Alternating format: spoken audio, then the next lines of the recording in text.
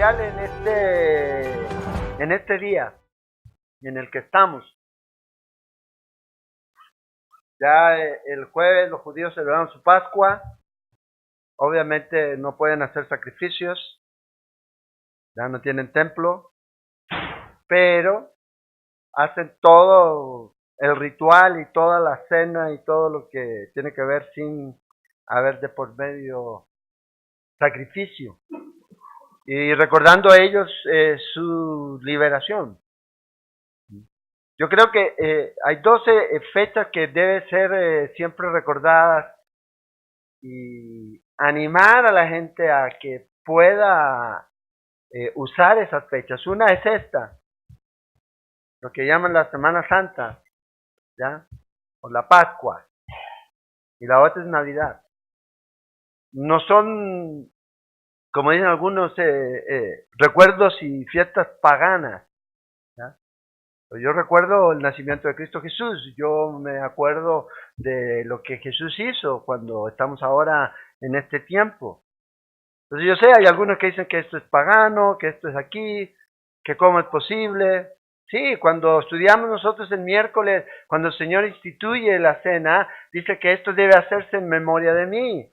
Y el apóstol Pablo cuando escribe en Corintios, en capítulo 11, dice, cada vez que ustedes hagan esto, háganlo en memoria de Él. O sea, y en este tiempo es especial, en esta fecha es especial.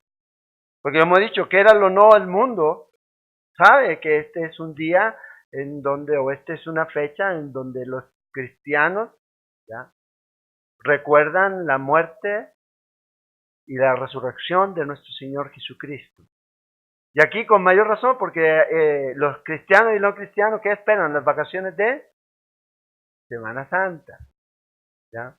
Entonces están avisados, están evangelizados por las vacaciones, ¿ya?, de que hay semana. Entonces llegamos al día domingo, a través del relato que hemos traído de esta semana, llegamos al día domingo. Y vamos a abrir nuestras Biblias ahí donde leímos en la mañana en Juan, en capítulo 20. Capítulo 20. La resurrección de nuestro Señor Jesucristo. Y cuando hablamos de la resurrección de Jesucristo, estamos hablando de la resurrección corporal de nuestro Señor Jesucristo, como hecho central de nuestra fe cristiana. Pablo escribe en Corintios, 1 Corintios 15, 17, si Cristo no resucitó, vuestra fe es vana, aún estáis en vuestros pecados.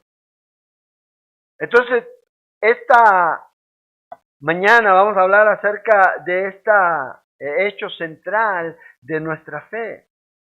Fíjese que la resurrección de nuestro Señor Jesucristo es la que valida todo el mensaje que usted predica. La resurrección es la que sostiene la validez de su fe. La resurrección es la que sostiene su mensaje. Cuando los discípulos comienzan a enseñar y a predicar a partir del libro de Hechos, el mensaje estaba relacionado en eso. El Evangelio tiene que ver con la muerte y resurrección de Cristo Jesús. Pero hoy día no se habla de eso. No se le da la relevancia que se tiene a este mensaje, que lamentablemente para muchos ya es algo que, bueno, hay que tener cuidado, porque a lo mejor no todos piensan igual. El mensaje debe ser enseñado. Debe ser enseñado. Jesús vino, murió en una cruz. Horriblemente nosotros vimos. Horriblemente. Una muerte, pero horrible. Pero ahora el Señor Jesús se levanta de esa tumba. ¿Qué hizo el Señor Jesús en estos días que Él estuvo ahí, su cuerpo en esa tumba? El Señor Jesucristo descendió a las prisiones y le predicó a estos personas que estaban ahí encarceladas, ya cautivas, dice el libro de Efesios, en capítulo 4, ya, que estaban ahí cautivos y estuvo declarándoles el cumplimiento mesiánico, que Él era el cumplimiento de todo lo que ellos habían esperado. ¿Ya? Imagínense, desde Adán, ¿ya?, en adelante, hasta Juan el Bautista, estaban todos esperando ese día, el cumplimiento ¿ya? Del Mesías, que iba a morir y se iba a cumplir todo lo que la Escritura hablaba de él. Y luego dice que cuando resucita el Señor Jesús, se llevó todo eso. Dice que descendió y se llevó y trasladó, dice, a los que estaban cautivos. En el libro de Isaías, el capítulo 61, uno de los versículos 1 y 2 habla acerca del ministerio del Mesías. Y uno de esos es darle libertad a los cautivos, abrir las cárceles. Pero no pienso que estaba hablando de las cárceles. Ya, pues imagínense ahí, como cristianos, vamos a abrir todas las cárceles de ahí, de allá, de acá. No, estaba hablando de eso, de esas personas que estaban esperando que no podían ser llevados a la presencia de Dios hasta que el Mesías viniera. Y es cosa de leer el libro de Hebreos. ¿Ya? Si usted no ha estudiado el libro de Hebreos, en la página, ahí estudiamos el libro de Hebreos por casi un año, más de un año, estudiando el libro de Hebreos. Todo el cumplimiento de eso, todos los tipos que nosotros vimos ahí. Entonces nuestro Señor Jesucristo ha estado ahí, los discípulos, después de la muerte de Jesús, se fueron a sus casas. Juan se llevó a María a su casa, Pedro se fue a su casa, probablemente Juan tenía una casa en Jerusalén, porque Juan eran hombres, eran empresarios del pescado. También lo miramos, ¿ya? Tenían sus negocios y ellos vivían en Capernaum, pero también tenían casa en Jerusalén. Y ellos se fueron y los discípulos escondidos y esperando ¿qué? Esperando nada. Esperando nada. Ninguno de ellos hizo caso a lo que el Señor les dijo una y otra vez. En los evangelios tenemos 3 veces en que el Señor les dice a ellos que iba a morir y que iba a resucitar. Miren, Mateo capítulo 16, versículo 21, apúntelo, no lo busque. Dice, desde entonces comenzó Jesús a declarar a sus discípulos que le era necesario ir a Jerusalén y padecer mucho de los ancianos, de los principales sacerdotes y de los escribas, y ser muerto y resucitar al tercer día. Cuando nosotros estudiamos el libro de Lucas, nosotros nos dimos cuenta de que cuando el Señor Jesús dice en Lucas 9:51 que puso su rostro para ir hacia Jerusalén a morir, ¿ya? Pasaron 8 meses desde ese día hasta que Él llegó a Jerusalén. Y aquí el Señor Jesús está con los discípulos después de la confesión de Cesarea de Filipo, cuando el Señor le pregunta a los discípulos, ¿qué dice la gente? ¿Quién soy? ¿Qué dicen ustedes? Y ahí es donde Pedro dice, tú eres el Cristo, el Hijo de Dios. El Señor dice, no te lo reveló carne ni sangre. Y Pedro feliz, pero cuando el Señor le dice esto, Pedro salta y dice, no vayas a Jerusalén. Y ahí el Señor dice una de las frases más fuertes que yo creo que podemos escuchar a uno de sus discípulos. Apártate de Satanás. Y no es que era Satanás, sino que su corazón y su mente estaban en este mundo. Y el Dios de este mundo es Satanás. 2 Corintios 4:4. Y apártate, no entiendes lo que tienes que hacer. Pero ellos ya sabían. En capítulo 17, versículo 23, otra vez les vuelvo a decir, más al tercer día resucitaré, iré y me matarán, pero al tercer día resucitaré. Y ellos se entristecieron, dice. Luego, en capítulo 20 de Mateo, versículo 19, y le entregarán a los gentiles para que le escarnezcan, le azoten y le crucifiquen, más al tercer día resucitará. Entonces, ellos habían escuchado tercer día. Pero fíjate que también los fariseos habían escuchado eso. Y Jesús había dicho, destruyan este templo y al tercer día lo levanto. En Juan, ¿se acuerdan? Y él no estaba hablando del templo físico, estaba hablando de la construcción del templo, estaba hablando de su cuerpo, de su muerte. Y luego el Señor dice, ¿cuál es la señal que ustedes quieren? Les voy a dar una señal, la del profeta Jonás. Entonces ellos, los fariseos, sabían. Y los fariseos estaban más pendientes de eso que los mismos discípulos. Los mismos discípulos. Ahora aquí vamos a ver este relato del Evangelio de Juan. Y es interesante este relato del Evangelio de Juan porque se escribe 60 años después del hecho.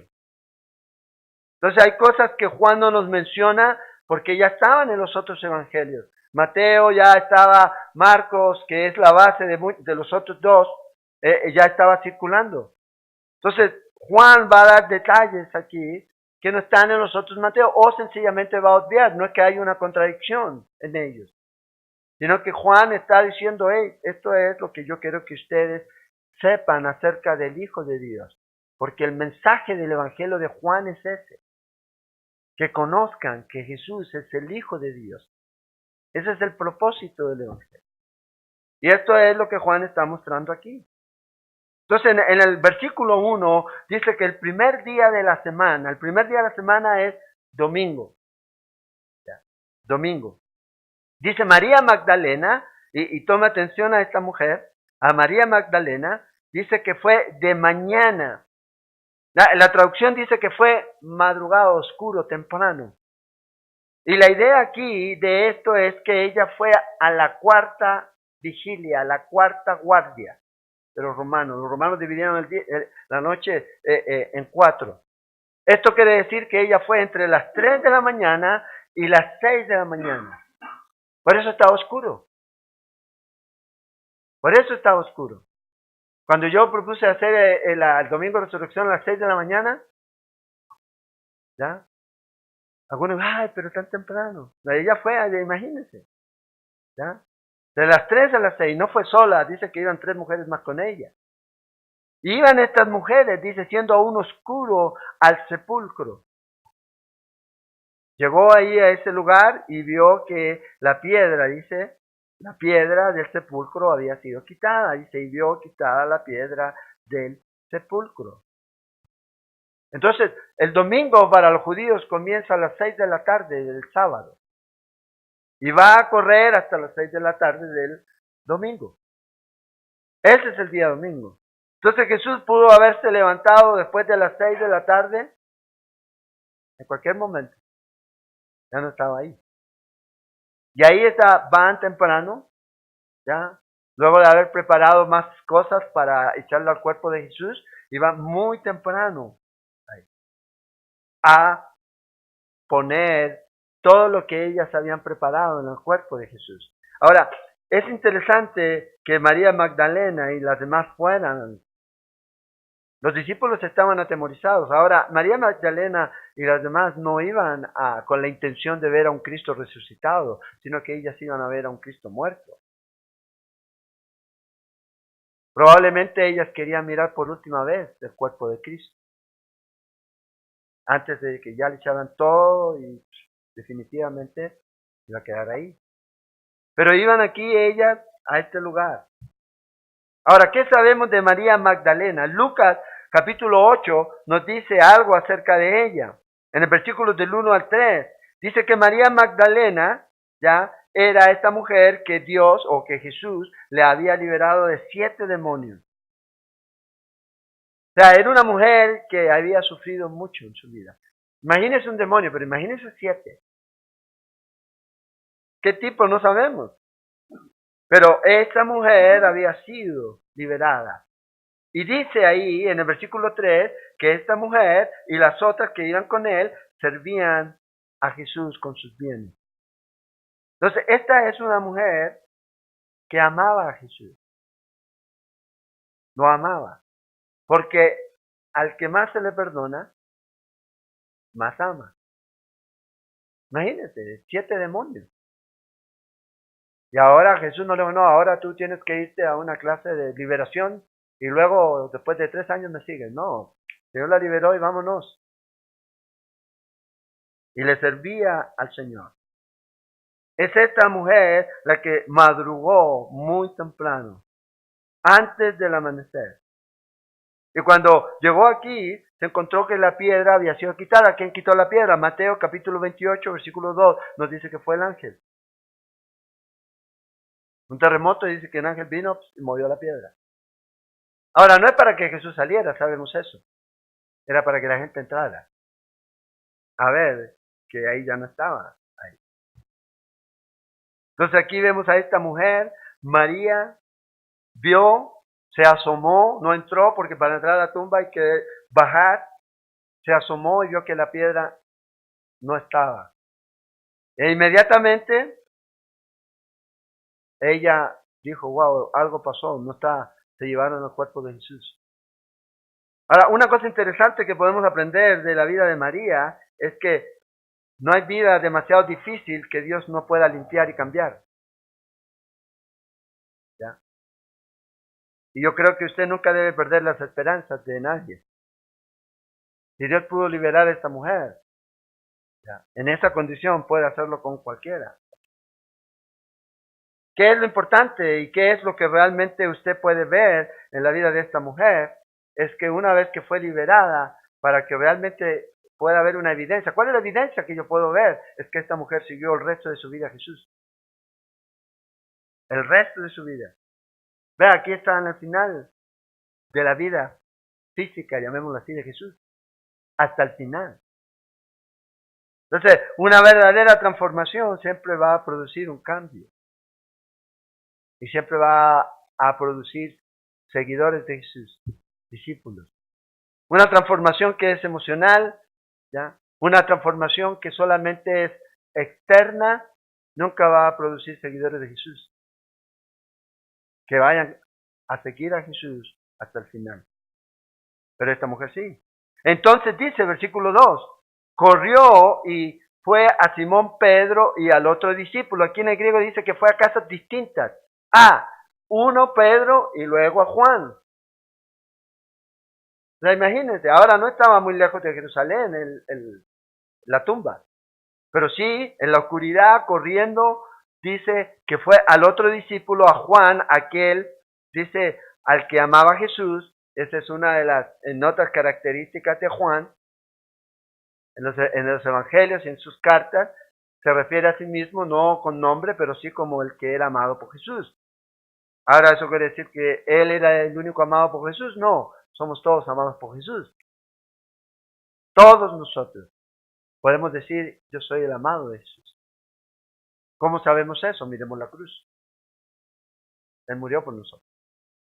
Entonces dice que ella fue y llegó donde ellos y les dijo, se han llevado del sepulcro al Señor y no sabemos. Fíjate, hay plural, no es solo María Magdalena, habían 3 mujeres más. Entonces no hay contradicción, perdón, no hay contradicción con los otros evangelios. No sabemos, ¿quiénes no sabemos? Las otras mujeres que iban con ella. Salomé, María, ¿ya? Que iban ahí. Y la esposa de Cleofas, que iban ahí con ella. Pero ella fue y las mujeres se quedaron ahí. Ella fue donde Pedro y por eso ellas pudieron ver y escuchar a los ángeles, ¿ya? Pero no vieron a Jesús. Pero María va a ver a Jesús porque va a volver. Va a volver. Y dice aquí, perdón, que no sabemos dónde le han puesto. Y versículo 3, y saliendo Pedro, Pedro siempre tan espontáneo, ¿verdad?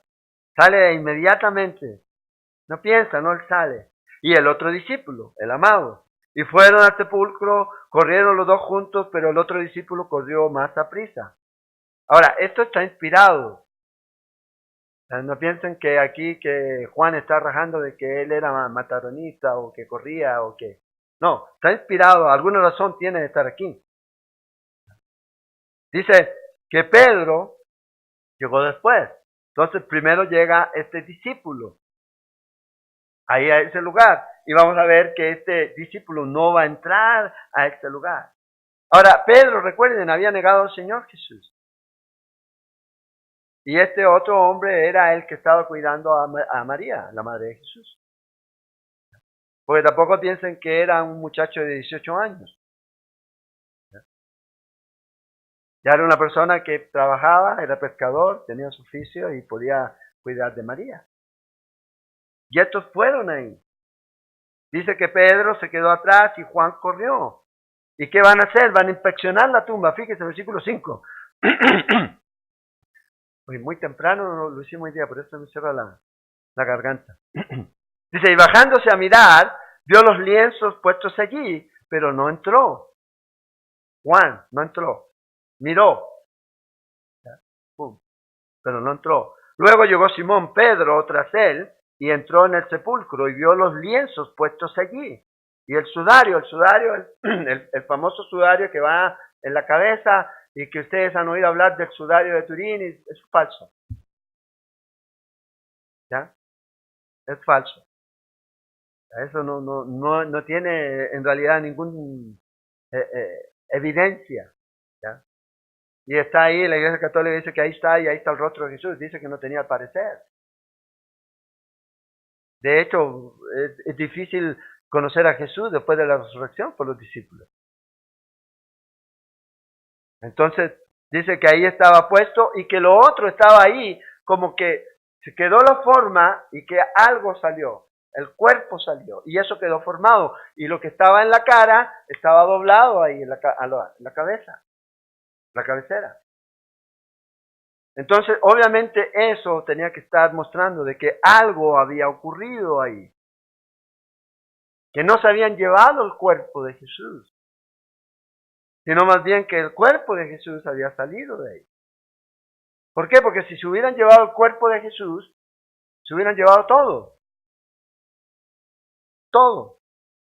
¿Ya? O si a lo mejor querían dejar algo ahí, nada iba a quedar como ordenado, como que si estuviera un cuerpo dentro.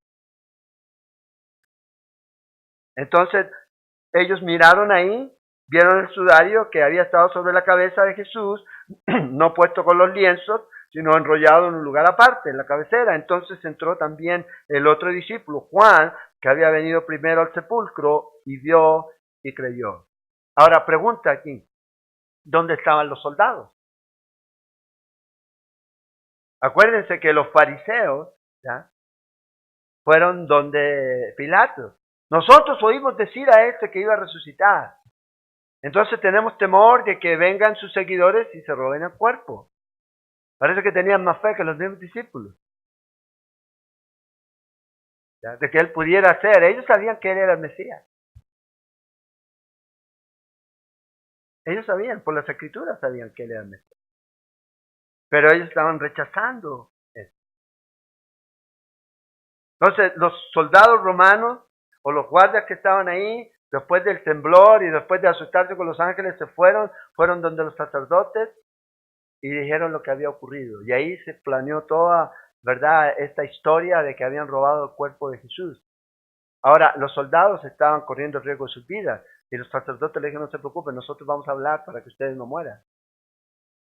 Y se les pasó dinero a ellos para que guardaran silencio. Ya no había esa guardia ahí. Entonces nos dice aquí que Juan miró, vio y creyó. Ahora, ¿por qué razón Juan no entró? Acuérdense, estaba en la Pascua. Ya ahora hasta este punto ya estaban en la fiesta de los panes sin levadura. Todavía quedaban, ¿ya?, 4 días de la fiesta de los panes sin levadura.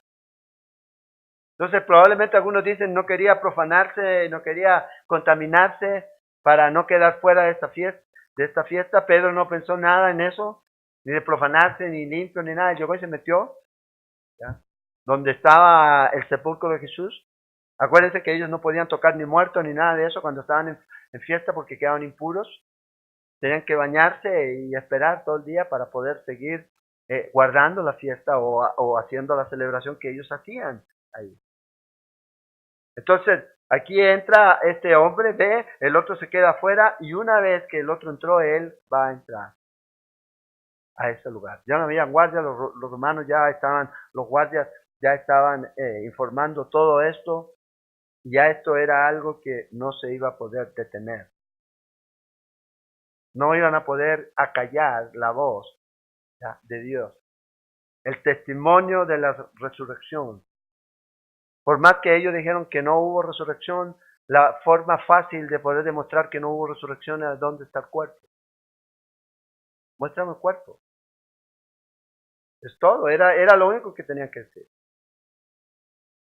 Por eso ellos inventaron que se lo habían robado aquí. Se lo habían robado. Entonces está Pedro y está Juan. Dice el Evangelio de Mateo que el apóstol Pedro se quedó ahí con eso en su corazón. ¿Ya? Y Juan dice que él creyó. Ahora, otra cosa que es interesante aquí es porque hay algunos que dicen que Jesús tuvo una resurrección espiritual. Unas sectas por ahí andan. Y a veces hasta entre los mismos protestantes Pero ve, aquí la evidencia es clara. Está todo el vendaje que habían hecho, no está el cuerpo. Entonces, ¿de qué resurrección espiritual me hablan? Es una resurrección física, el cuerpo. Porque lo que usted tiene dentro, que es usted realmente, nunca muere. No muere. La palabra muerte es separación. ¿Ok? No es que dejo de percibir o dejo de sentir. Mi cuerpo sí, cuando se separa de mi alma, de mi espíritu.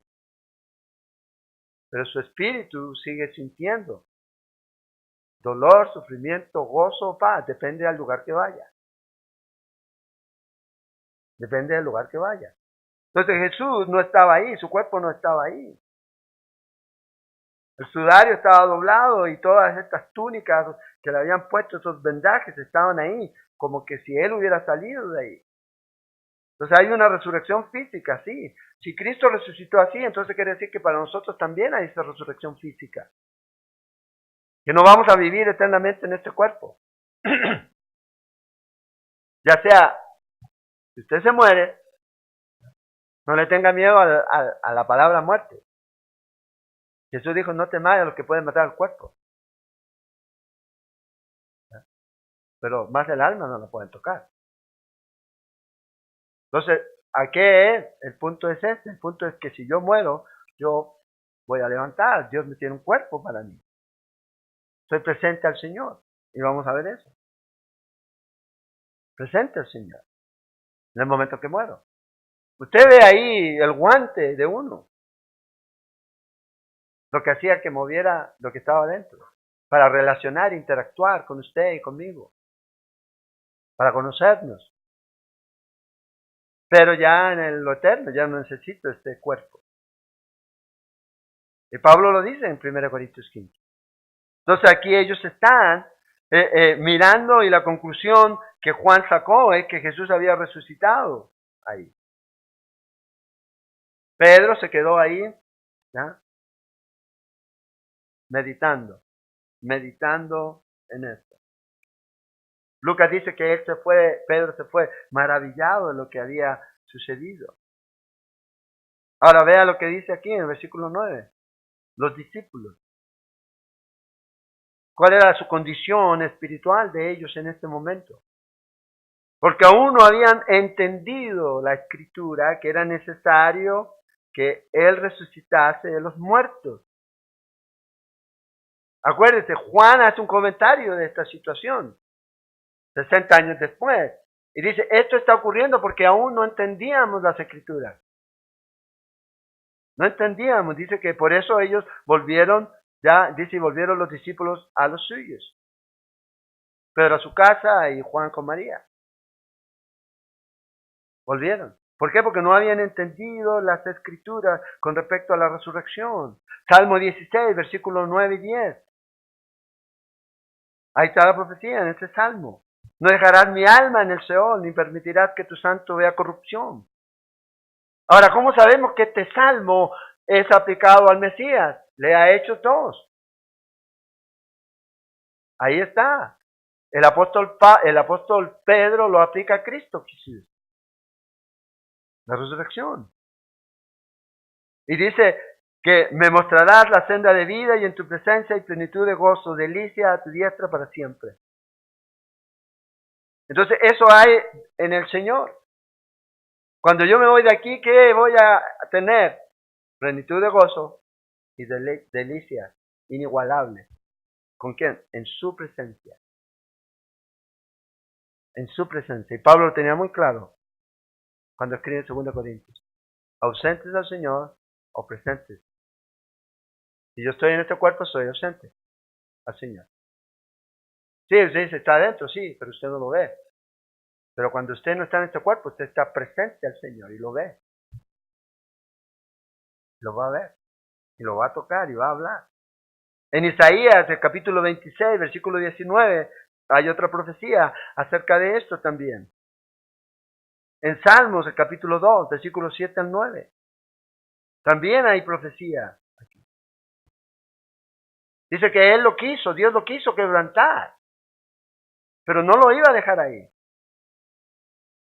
Lo quebrantó hasta que quedara satisfecho. Cuando Él murió en la cruz y luego Dios lo levanta de los muertos, ya, porque lo levantó el Padre, se levantó el Hijo y también el Espíritu Santo, la Trinidad. Usted lo ve en distintos pasajes de la Escritura. ¿Cuál es el problema para nosotros? Ninguno, porque los tres son uno. Para nosotros, no, a los que no creen en la Trinidad tienen problema con eso. Pero nosotros no. Entonces, ellos no entendían la Escritura, no entendían los tipos del Antiguo Testamento. En Génesis capítulo 22, la tipología de Isaac. ¿Se acuerda cuando el Señor le pide a Abraham, dame tu único hijo, al que tú amas, sacrifícalo en el lugar que yo te mostraré? Caminó 3 días. De donde él estaba, llegó al mismo lugar donde Cristo fue crucificado 2000 años después, a los montes de Moriah. A ese lugar. Mismo lugar. ¿Y cuál era la fe de Abraham? Es que Dios era supremamente poderoso para levantar a su hijo de los muertos. ¿Cómo sabemos eso? El libro de Hebreos, capítulo 11. Nos da comentarios de eso. Y Abraham lo tenía muy claro. Vamos a ir, vamos a adorar y vamos a volver. Pero él sabía que tenía que ir a matar a su hijo. Pero entonces estaba creyendo en fe, que Dios lo podía levantar de los muertos. Un tipo de Cristo Jesús. Jonás es otro tipo. La serpiente en el desierto es otro tipo. ¿Cómo sabemos eso? Por Juan, capítulo 3, versículo 14. Entonces los discípulos no habían entendido eso. No comprendían que Jesús tenía que venir y morir. Pero luego se iba a levantar. Entonces aquí hay algo que es importante. No es solamente conocer acerca de la resurrección, sino que también necesitamos entender el significado de la resurrección. Porque te dice, sí, yo creo que Jesús resucitó, pero el significado de la importancia de la resurrección, la iglesia, los cristianos deben tenerlo muy claro. Por eso Juan dice aquí que ellos no habían entendido las Escrituras. O sea, ellos estaban creyendo, estaban persuadidos, hay un hecho aquí, no está Jesús. Pero ¿cuál es el significado de esto? ¿Cuál es el significado de esto? Y aquí es donde el Señor va a mostrarles a ellos una verdad. ¿Cuánto tiempo? Por 40 días. Jesús va a estar con ellos. ¿Ya?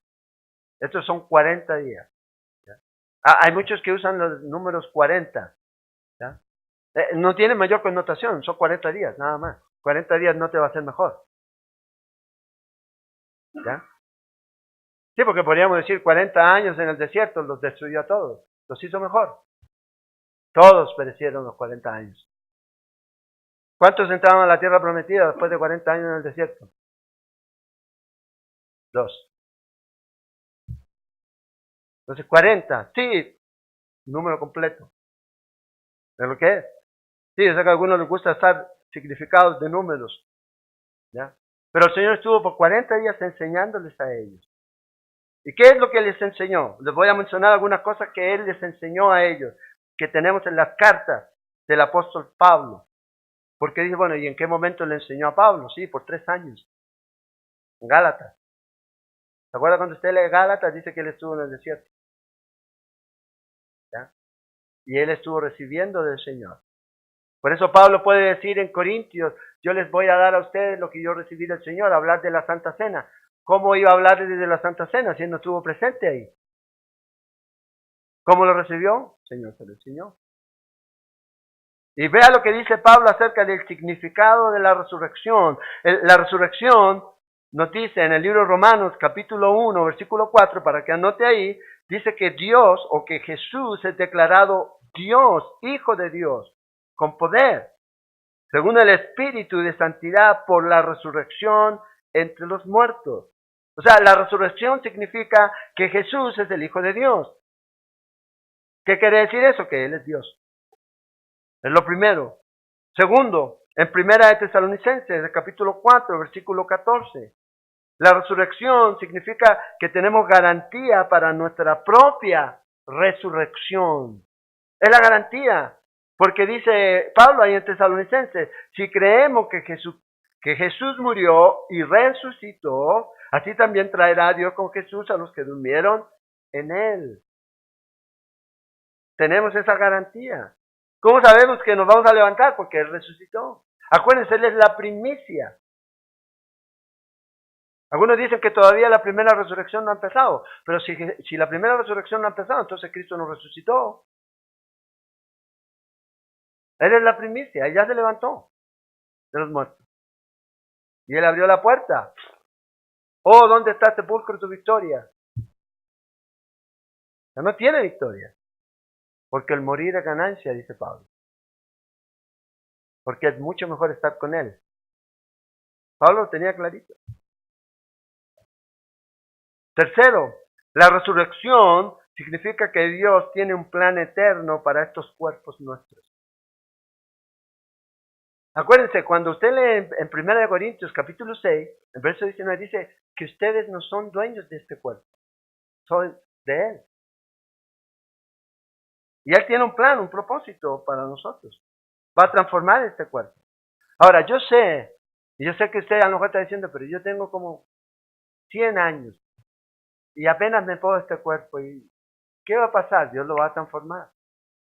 Porque este cuerpo fue diseñado para vivir aquí en la tierra. Si usted quiere vivir en el cielo, Dios le va a dar un cuerpo nuevo, transformado. Porque lo que se siembra no es lo que sale, dice Pablo Corintios. Entonces la resurrección nos da a nosotros esa seguridad plena y confianza de que Dios va a seguir y va a levantar este cuerpo. Pero no este cuerpo con todas las imperfecciones que tiene, sino con todos los extras. 0 kilómetros. Que va a vivir por la eternidad. Acuérdense, sangre ni carne no heredan el reino del cielo. Ay, yo quiero este cuerpo, que amo tanto mi cuerpo. Bueno, algunos que lo aman, ¿ya? Pero Dios tiene uno mejor. Igual, Dios tiene un nombre mejor para nosotros. Que salvada, ¿verdad? Para algunos. Que nos va a cambiar el nombre.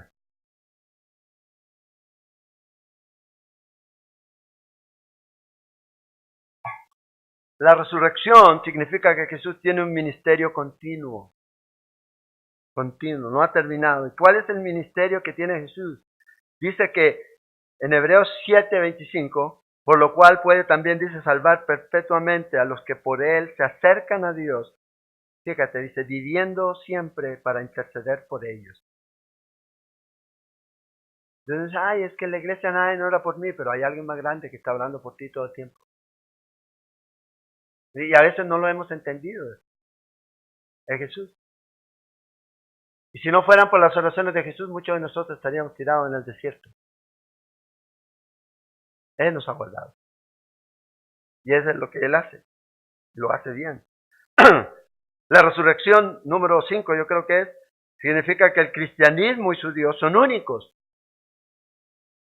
Completamente diferentes de las religiones del mundo. Por eso dice, ¿qué comunión tiene la luz con las tinieblas?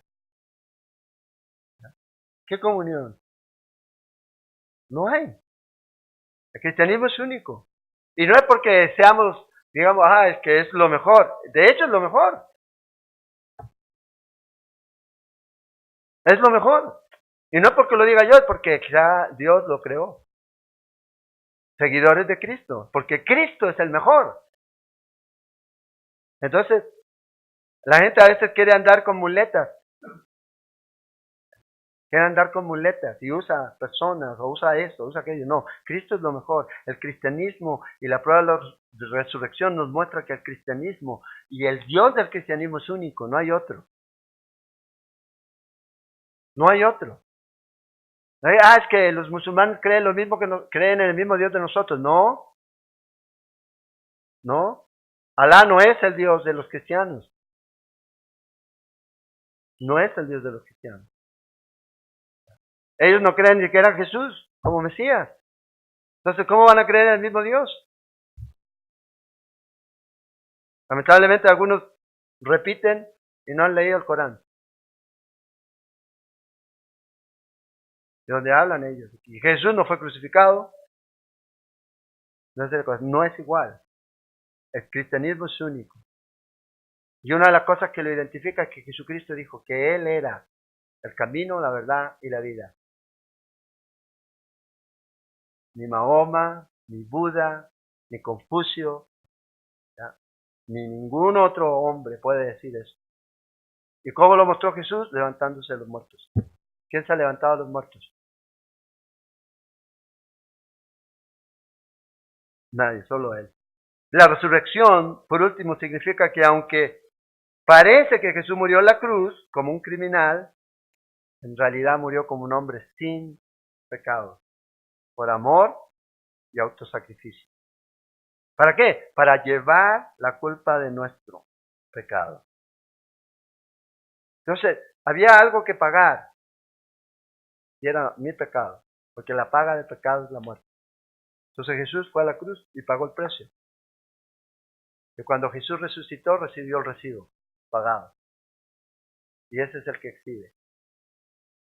Cristo resucitado, y esa es la confianza que nosotros tenemos. Por eso Pablo dice en Romanos 10:9, que si confesares con tu boca que Jesús es el Señor, o sea, y creyeres en tu corazón, o sea, está cerrando.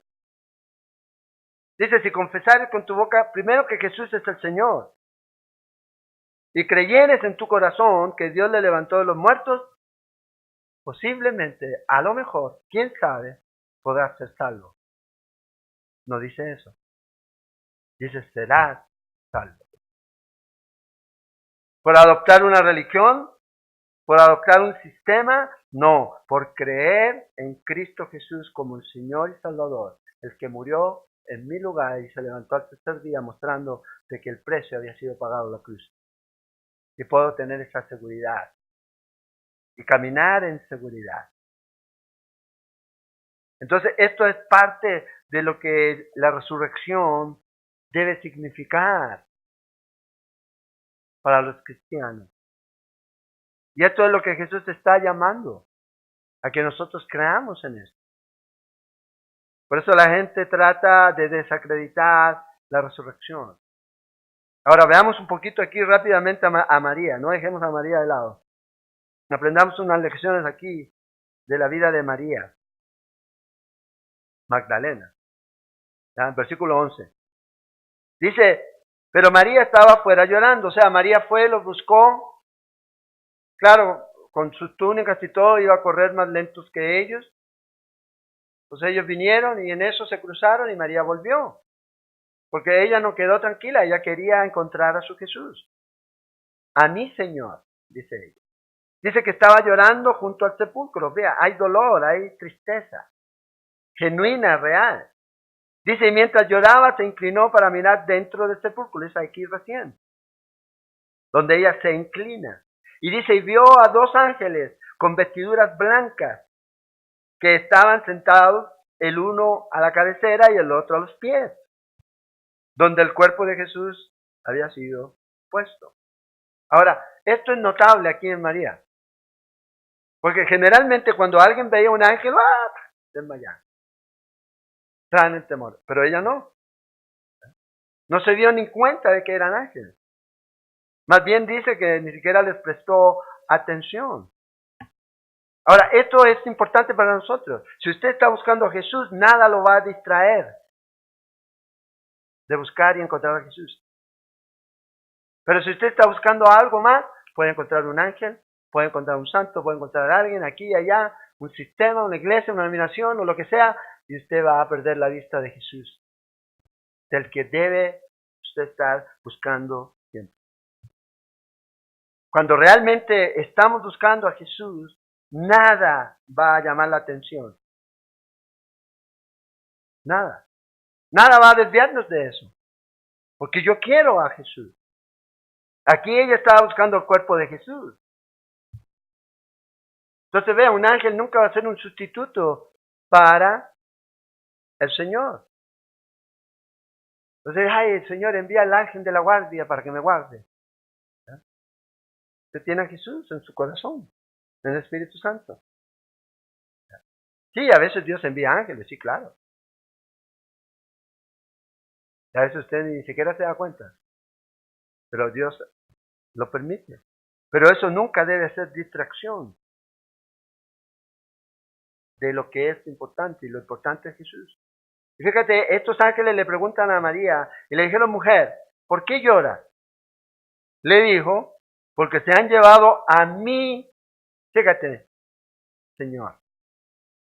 Para ella, aunque Jesús esté muerto, sigue siendo su Señor.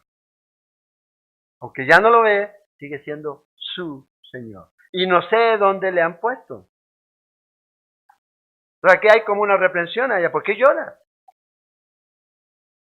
Tiempo de llorar, pero ya como que ha llorado mucho María. ¿Ya? Como María Magdalena dicen que llora. ¿Ya? En el Evangelio de Lucas nos dice en el capítulo 24, versículo 5, que los ángeles le preguntan, ¿por qué buscas entre los muertos al que vive? Al que vive. Entonces, María, al igual que los discípulos, no habían entendido el sacrificio de Jesús, que la cruz iba a culminar con su resurrección. Ella no lo había entendido. Ahora, yo no estoy diciendo que María no tenía fe, pero aquí lo que le estaba embargando y la estaba consumiendo y le estaba cerrando la vista para poder ver lo que estaba ocurriendo era su dolor. Era su dolor y su dolor y sus ojos llenos de lágrimas estaban impidiendo que ella viera y se diera cuenta de lo más valioso para su vida. Ahora, ella entendía, yo he perdido lo más valioso, pero lo más valioso en realidad ya estaba ahí. Y ella no se estaba dando cuenta. Por eso dice, busco a mi Señor.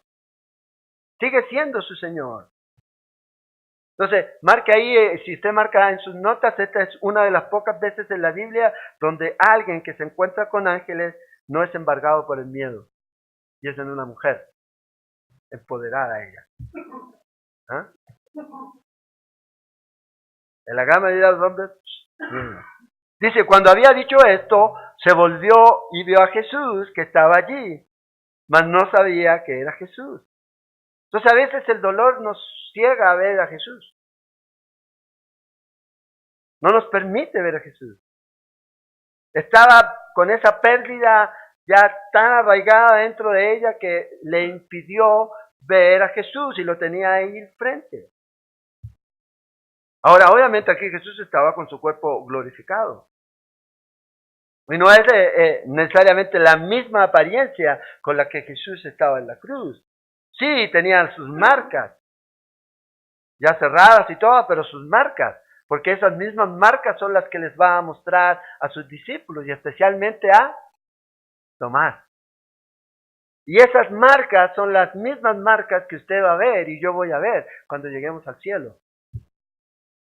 Para que nos demos cuenta de qué gran amor tuvo Él. Cuán grande amor por nosotros tuvo. Ahí está. ¿Y cómo sabemos eso? Porque el libro de Zacarías nos dice eso. En el capítulo 12 dice que ellos van a ver como al primogénito que viene, al que fue traspasado, dice. Y le van a preguntar en su segunda venida, ¿dónde te hicieron esas heridas? En la casa de mis hermanos. Las heridas están ahí. Pero María aquí con su dolor no se está dando cuenta de con quién está hablando ahí. ¿Eh? Y esto parece que no es solo de ella, porque si usted lee los otros evangelios, los de Maús tampoco se dieron cuenta que era Jesús. Hasta que Jesús bendijo el pan. Yo creo que vieron las marcas. ¡Pum! Y se desapareció. Ahora dice aquí, versículo 15, Jesús le dijo, mujer, ¿por qué lloras? La misma pregunta. Pero aquí hace otra pregunta que es importante para nosotros hoy día. ¿A quién busca? Porque el único que puede tratar con su dolor es Cristo Jesús. Y si usted busca a alguien diferente, usted va a seguir llorando y llorando. Y en su dolor, en su tristeza. Porque el único que puede llenar, acuérdense, en él hay plenitud de gozo y delicias para siempre. Y aquí él hace esta pregunta, ¿y a quién está buscando? Y usted y yo debemos preguntarnos, ¿a quién estamos buscando en esta mañana? ¿A Jesús o al hortelano? Y nos estamos perdiendo de la bendición. ¿A Jesús o a este o a aquel? Por eso la gente debe tener claro a qué va a la iglesia, a quién va a buscar. Por eso nosotros creemos que el centro de la iglesia es Cristo Jesús y tratamos de hacer lo mínimo, lo mínimo que pueda distraer, o sea, que tratamos de quitar cualquier distracción de la alabanza, de la adoración, de lo que sea, de que la gente pierda sus ojos en Cristo y comience a mirar a un hombre. Porque no queremos cometer esa falta de que la gente esté mirando a un hombre y no esté buscando y mirando a Cristo Jesús. Entonces aquí está ella, el Señor le pregunta a ella. Y ella dice que pensaba que era el jardinero ahí. Le dijo, Señor, si tú lo has llevado, dime dónde lo has puesto y yo lo llevaré. Ahora, a no ser que ella fuera demasiado grande físicamente, ya porque Jesús no era ese de Franco Zaffidelli, ya, con sus dedos allí, no pestañea nunca, y sus manos a las 3:15. No, para aguantar todo lo que aguantó era Jesús, era fornido. Pero fíjate, a veces el dolor te hace decir cosas que no piensas. Dime dónde está y yo me lo llevo. ¿Y cómo se lo va a llevar? ¿Dónde lo va a poner? Entonces, ella está aquí dolida. Y vea lo que Jesús dice. Ya vamos a parar con el dolor. María, Jesús le dijo. Volviendo a ella dijo Raboni, que quiere decir maestro. En arameo le dijo Miriam.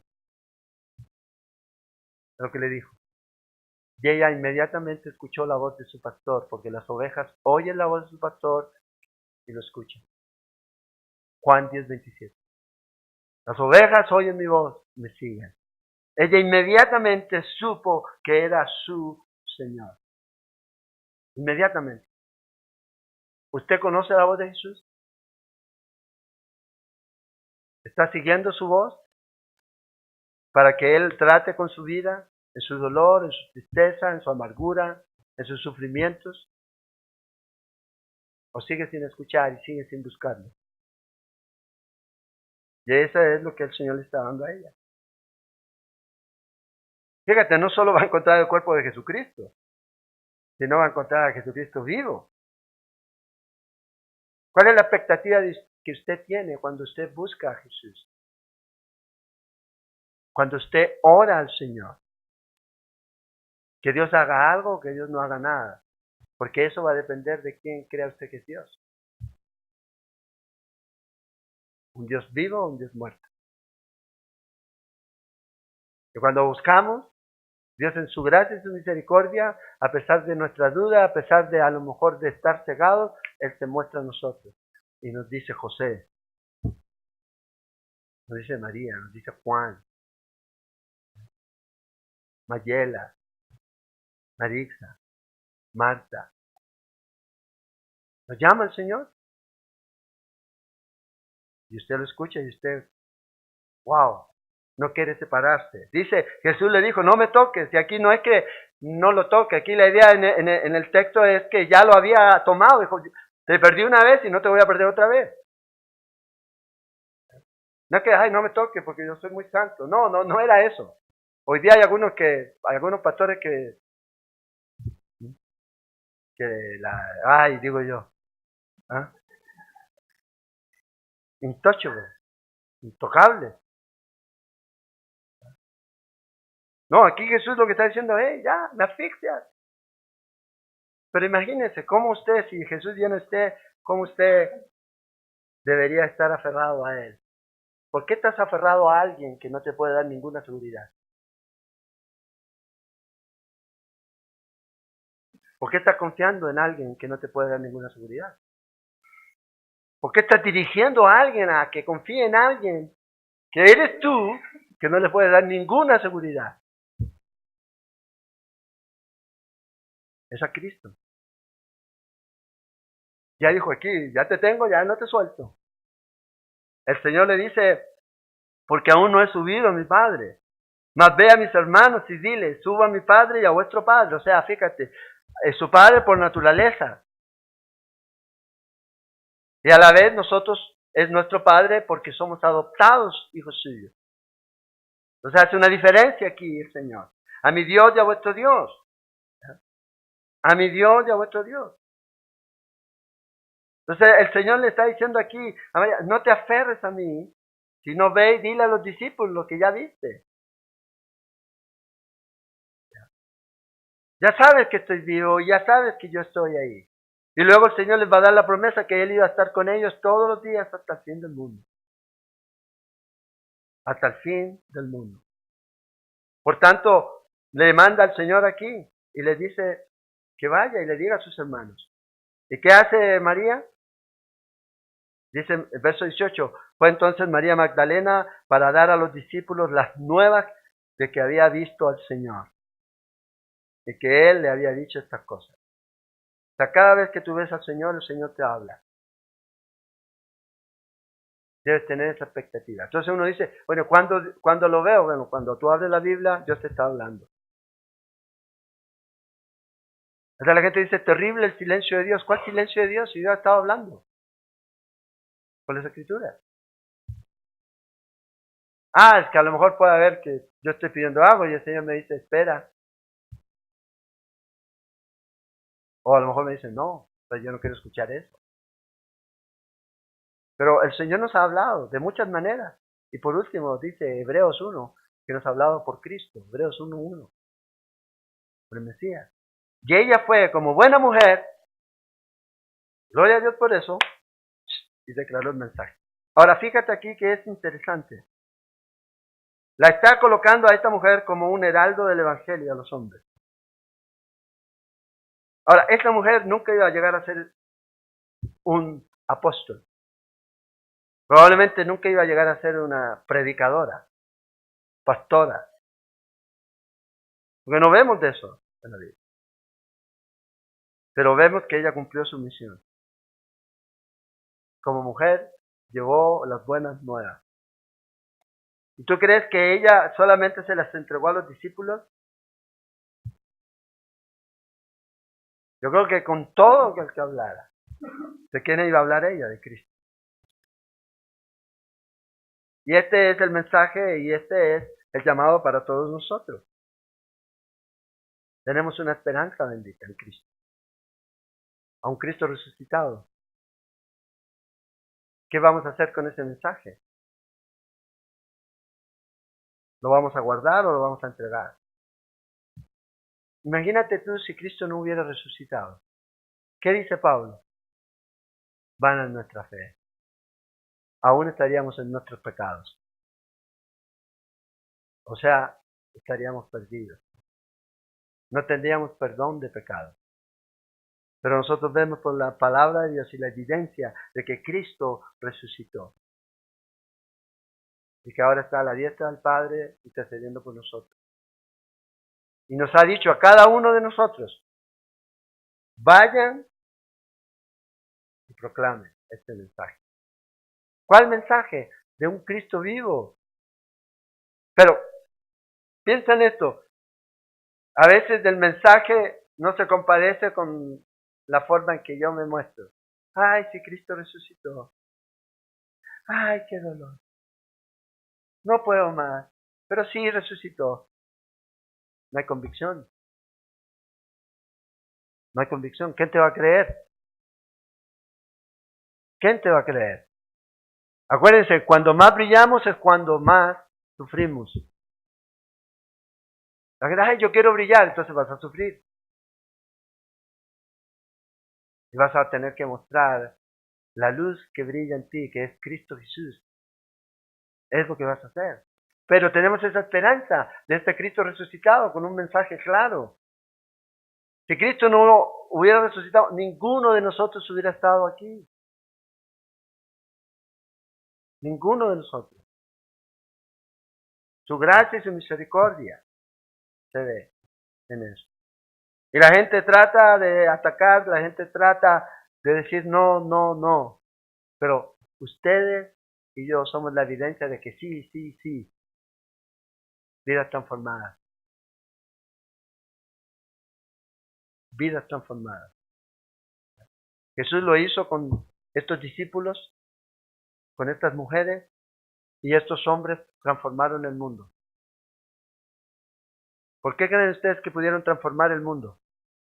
Porque tenían dinero, recursos, ¿ya? Medios, internet, celular, canal de televisión, estrategia. ¿Cuál era la estrategia de ellos? Predicar a Cristo y a este muerto y resucitado al tercer día. Esa es su estrategia. Es llevar el Evangelio. ¿Y qué hizo el Señor? Transformó el mundo. ¿Por qué? Porque ellos sabían que Jesús estaba vivo.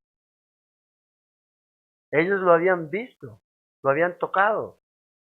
Por eso Jesús le dice, más bienaventurados son aquellos que no vieron y creyeron. El problema es que hoy día la iglesia tiene que armarse de todo esto para poder entender que el mensaje que la gente necesita escuchar es eso. Pero eso no va a ocurrir. Yo no te puedo motivar a hacer algo que solo Dios puede hacer en tu vida. Es el asunto de si para ti, a quién estás buscando y quién está en tu corazón. Si realmente está Jesús, nada te va a detener. Es que yo no puedo. No. Tienes un mensaje. Tienes un mensaje. Y como iglesia necesitamos entender eso. Que la gente lo que necesita es ese mensaje. Y necesitan a esa persona, Cristo Jesús. Y sí podemos planear y sí podemos hacer, pero si el mensaje no es el correcto, no tiene ningún valor. Es como si vamos al mundo y no llevamos a Cristo y a este resucitado, vano es tu mensaje. Vano. Eso no cuenta. Construimos casas, damos comida y si no llevamos el mensaje de Cristo Jesús, nos cuenta. Sí, ante los ojos de los hombres sí. Pero cuando realmente el sentido está, llevo a Cristo, ayudo, levanto casa, pero esta gente sabe hacia dónde va, ¿ya? Que va al cielo o que va al infierno, depende de en quién crea, entonces yo puedo decir, soy limpio de la sangre de ustedes.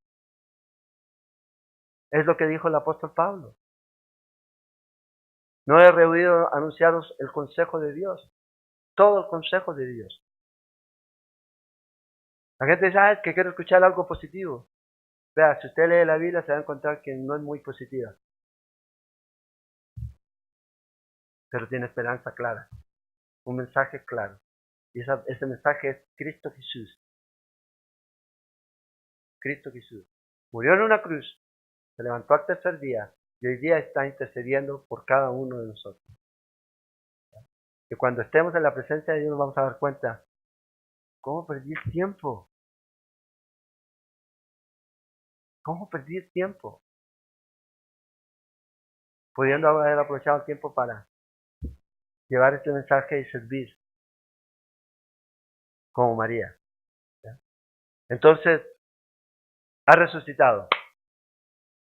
Y que Dios encienda ese fuego en nuestros corazones y que en esta mañana realmente podamos salir con un fuego en nuestra vida, con este Cristo que ha resucitado. Que ojalá que cuando terminemos hoy día en la mañana, lleguen los bomberos, ay, porque hay fuego aquí. Apagar. ¿No pasó eso en Pentecostés? ¿Por qué no puede pasar ahorita? ¿No es Dios el mismo ayer y hoy? Oremos. Padre, te damos gracias, Señor, por tu amor. Te adoramos en esta mañana, te exaltamos, porque sabemos, Señor, que tú solo eres digno, Señor. Te agradecemos por tu bondad. Gracias, Padre. Pedimos que nos llenes con tu Espíritu Santo y que realmente podamos entender el significado, la importancia de tu resurrección, reconociendo que tú eres Dios, reconociendo que tenemos esperanza, reconociendo, Señor, que nuestros pecados han sido perdonados y que tú, Señor, exhibiste públicamente todas aquellas acusaciones que habían en contra de nosotros ahí en la cruz. Y recibimos la limpieza total de todas nuestras faltas. Y tenemos esa seguridad porque tú resucitaste, Señor. Te adoramos, te exaltamos, Señor. Y te pido si en esta mañana, Señor, hay alguien que a lo mejor está caminando, Señor, con su dolor y no puede verte, Señor, que realmente vengas a su corazón y le puedas decir a quién buscas. Aquí estoy. Que puedas sentir esa realidad de que tú eres un Dios real, un Dios que habla y que quieres tener comunión. Oramos, Señor, y pedimos tu bendición. Y gracias, Padre, por enviar a tu Hijo. Gracias, Hijo, por venir y por enviar, Señor, a tu Espíritu Santo, que mora y llena nuestros corazones y que nos da ese poder para llevar el mensaje. Te adoramos, te exaltamos, Padre. En el nombre de Jesús oramos. Amén y amén. Acuérdense.